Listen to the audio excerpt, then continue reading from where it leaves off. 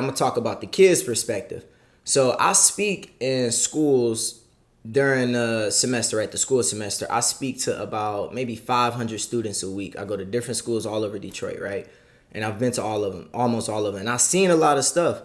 And what you see is when you go into these Detroit public schools, a lot of them are underfunded, right? So that means that the resources and everything that they have isn't as good as the schools you would see in the suburbs. I've been to suburban schools, right? iPads, the education is way different. The teachers might be paid. I think they pay more, right? Correct me if I'm wrong, but if they are paid more, then they have an incentive to work harder and be more engaged.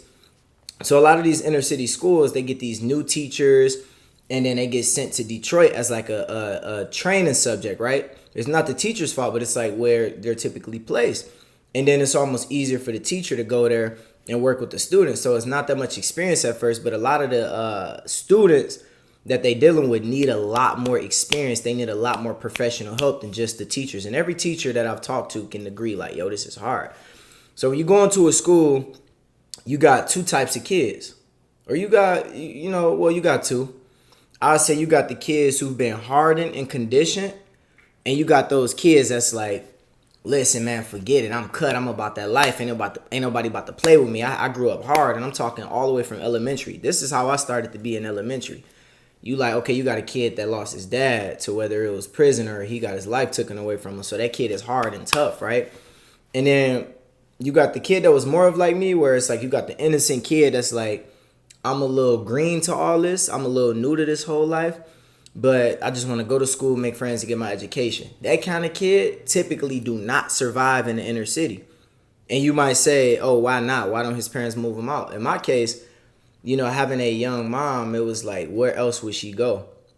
It was like, we stuck in this neighborhood. Where else can we go? We in poverty. We can't move to the suburbs, right? So it's like, and we don't got a lot of help because her grandparents were struggling, right? So it's like, you got to learn how to adapt and survive. So then a kid like me, it was like I would wake up, go to school, and then you would start getting picked on so many times that it was like I gotta change, I gotta adapt. Think about Eminem. He traveled a lot, he got bullied, he got beat on and all that, right? So it was times where I was a kid where I go to the bathroom and I'm new to a school.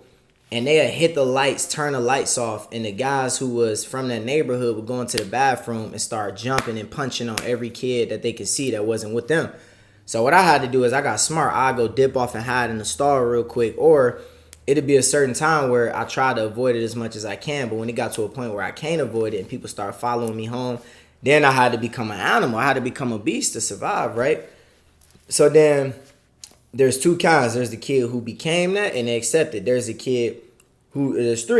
There's a kid who became that and they said, I'm about that life. I'm cut, whatever. I'm down. I'm down to do whatever just for my respect and I'm down to ride.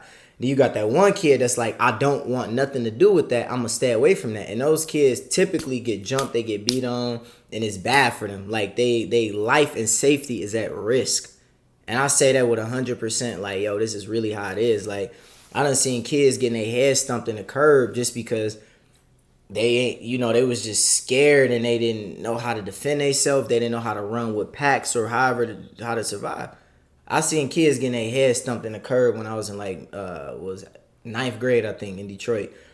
And then you got the kid in the middle. I'm more of the kid that was in the middle. I want to be artistic. I want to write. I want to rap. I want to draw.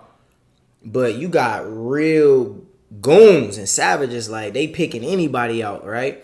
So then with me, once I went through enough, like, okay, they trying to jump me, they following me home. I can do this artistic stuff, but when it's time to pop off, I'm about to pop off, right? But then guys like me would still have friction with the guys that's straight up cut, that's straight up savage. So for me, I had to lean more towards like, okay, I got to be a savage because this is how I'm going to survive. So when you talk about our schools already kind of institutionalizing you, where we had, I think, police in middle school, and it made us feel like we in prison. So then when we sit down in the cafeteria, I went to school in the burbs, so how you sit down, you got the baseball players and basketball players and the football players. Everybody tend to, at least when I was growing up at school, everybody tend to stick with the people they know, right, on the teams and all. And you got the cheerleaders, then you got the anime kids, right? I ain't fit into none of that, right? When I went to the suburbs, but When I was in the hood, I went to one school. You had the white group, you had the Hispanic, and then you had the black, all in the cafeteria.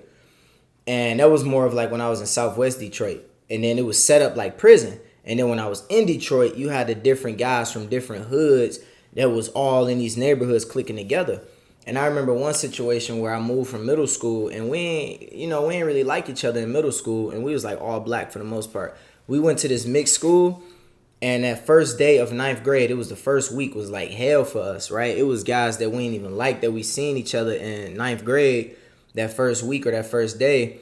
And I remember one of the smallest kids in our group, the black kids, walked past, and he came back crying. And I'm like, what happened? And we all ain't like each other anyway, so we picking at each other. We all just got done fighting in middle school. So we like, oh, you came over to the school? It was the closest school to the school that we went to in middle school.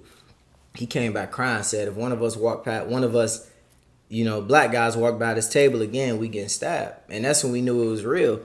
So I'm talking middle school, high school, we start picking up guns, we start picking up knives, like it got real. So all I'm saying is that when I got into this, I didn't know nothing different. You get what I'm saying? And I'm not saying it's no excuse or nothing, but I'm giving you the context on how to start. So I can go all the way back to how that started and all that, but I'm gonna talk about me and like what I know first. So you talking about going into these schools, and then it's already separated by gangs. It's separated by who the toughest, and you getting picked off if you weak. If you that good kid with good parents and all that, and you can't fight, you can't shoot, you can't stab, you getting picked off quick, and you might just get jumped or whatever, or it could get worse. You feel me? So like for me, I was raised by a lot of people that knew like, yo, Trey, we gotta get you together because you too soft, right? And my people taught me that for a reason. Like my cousins and all that, right? They taught me really like, yeah, you not gonna survive if you walking around on this soft stuff. You can still do that, but learn when to turn it on and turn it off. So then we going to school is like that. We go home, it's stressful.